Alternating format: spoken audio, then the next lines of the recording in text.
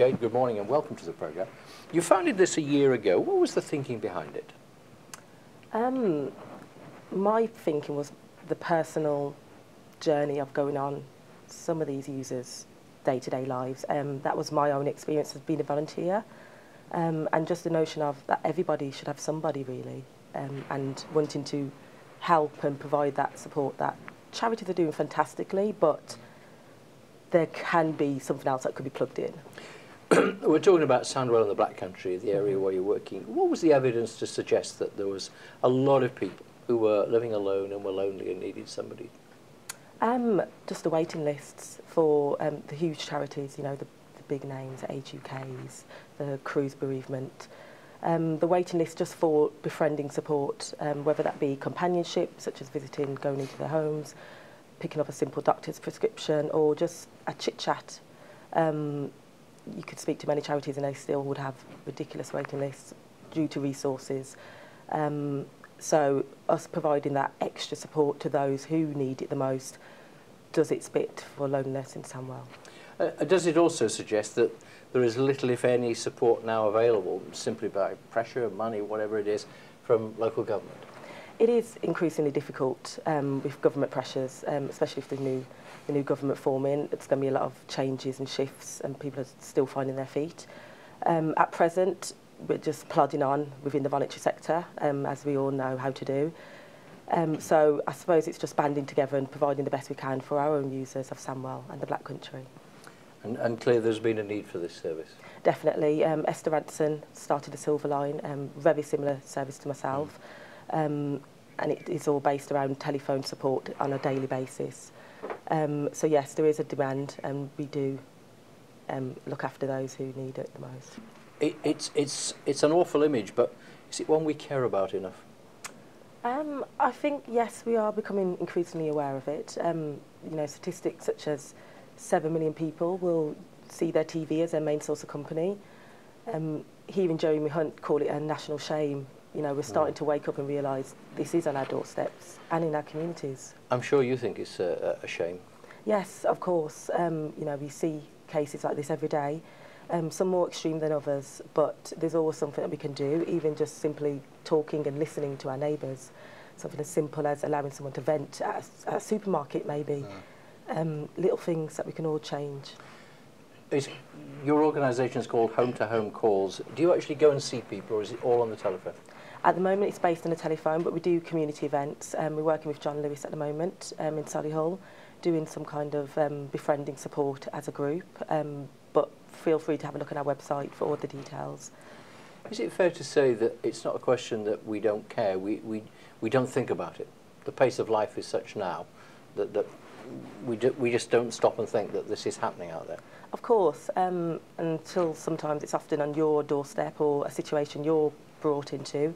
You know, we often don't think we can all be lonely, we can all suffer from loneliness, whether we end up being carers overnight or, you know, going for a divorce.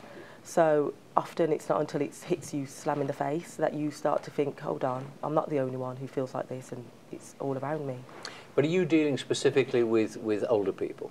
The majority of our work is with the older generation, but we have a lot of people who are coming through with disabilities, who suffer their own isolation due to their disability. We have carers who often find their support role quite isolating. It varies, we don't exclude anyone. You say there are 7 million in the country, which is a staggering statistic. So in the Sandwell and the Black Country where you're working, how many people are there? It's estimated to be around 50 to 75,000. That's a lot of people. It is a lot of people, and it's something that you often don't see because due to the isolation, people are indoors.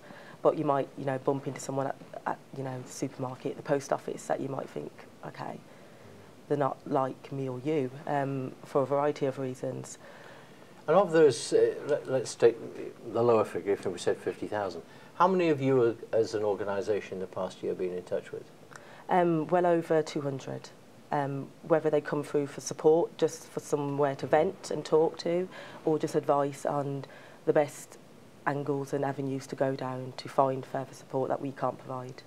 There's always a suspicion, isn't there, that a lot of older people, they don't really want help. People say, I went and knocked on his door and he told me to go away, or worse to that effect. Is that a fallacy?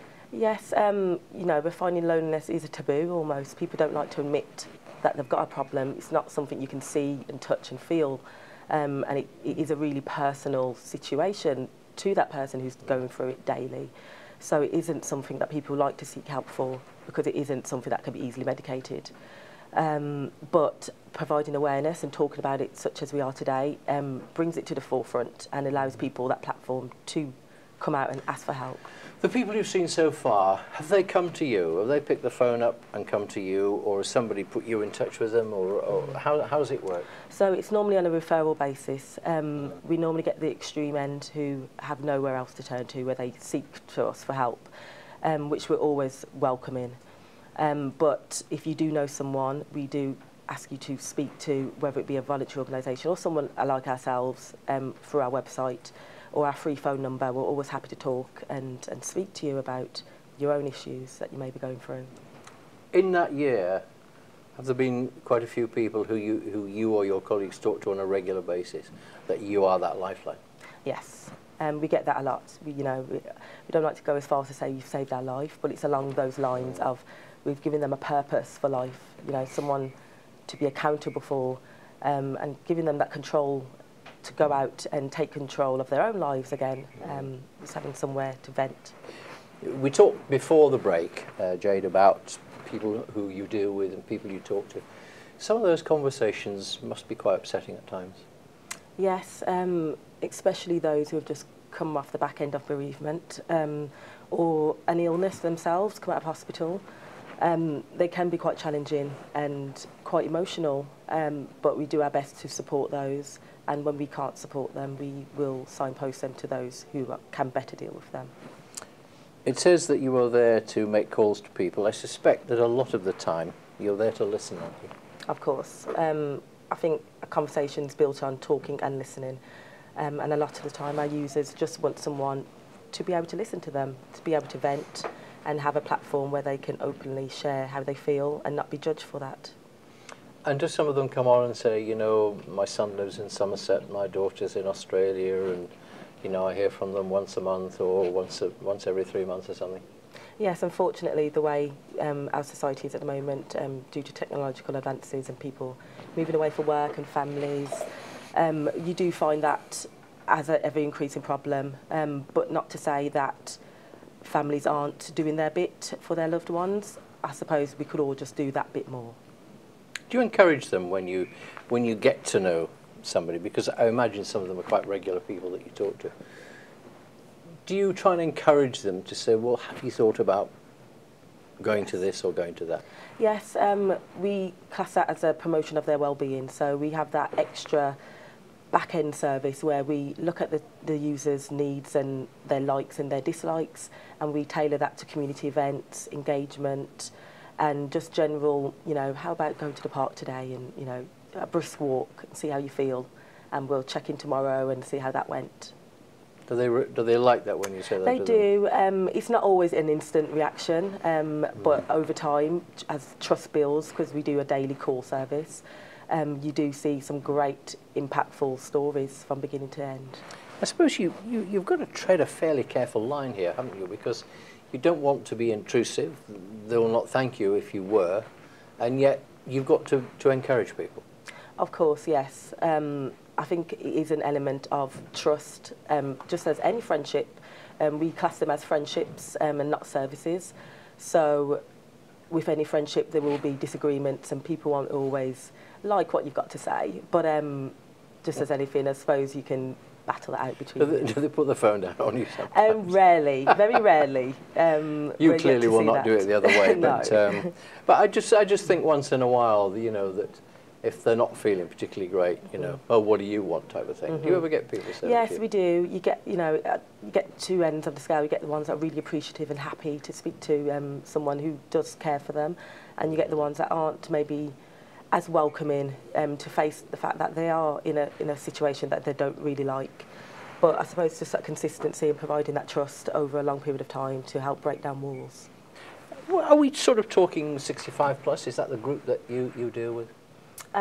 Yes, that is the larger proportion of our users. but that's not ignoring a younger and younger audience that are coming through for their own reasons of social isolation and loneliness. And why is that? I mean, why would anybody who was younger than that feel socially isolated? A variety of reasons.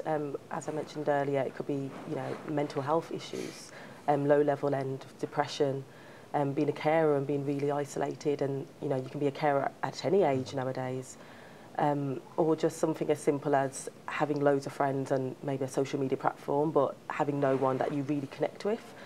That is the rarer of our users, but we are finding an increasingly younger number.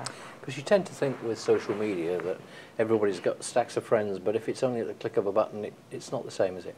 Yes, well, it tends to be really fickle friendships. So, you know, when someone's online or something's happening, then great, you know, it's a great social platform, but day to day and, you know, talking about the lows, it's not really often space to share that, and people do tend to keep things inside, which alleviates problems such as loneliness. Has all this sort of changed your outlook towards people by themselves, older people? Definitely. I think we're all going to be old one day. Hopefully we all will live for a really long age, but we're not all immune from things such as loneliness and isolation. So what I would recommend is, if you are currently going through this, is just seek help. You can contact us on our free phone number, which is 0800 316 8802, and we're always happy to talk and support. Because it's one occasion where giving out a website address is probably not going to be that helpful, is it? Yes, a lot of our users are digitally, I suppose, exclusive, so they're not going to be on the internet and typing in to Google and seeking that support. And often, if they don't come through for social worker, these kind of services are alien to them. So, of course, if you have the option to seek out our free phone number, then please do so. And I suppose, you know, the very points we're talking about here are that people want someone to talk to, don't they? They want a contact. They don't want to stare at a computer screen. Of course, yes. I think you can't replace human-to-human contact. The way technology's trying to enhance the NHS, and by all means it's going to be fantastic in 5 to 10 years, but you can never replace that human-to-human contact and having that meaningful conversation that, I suppose, brightens someone's day at the end of a long day. Is it open 24 hours, your service, then, or is it? It is 24 hours, and there will be someone to support you, maybe not at the end of a phone, but there will be means and ways of being able to support someone. And I'm sure there's some funny moments to have had with all the sadder moments as well. Home-to-home calls is what it's called, and if you're in the Sandwell and Black Country area, you can get in touch with them. Jayde Lewis, thank you so much for being with us this morning. All power to your elbow, and to all the people that you and your team bring some relief to. Thanks for joining us.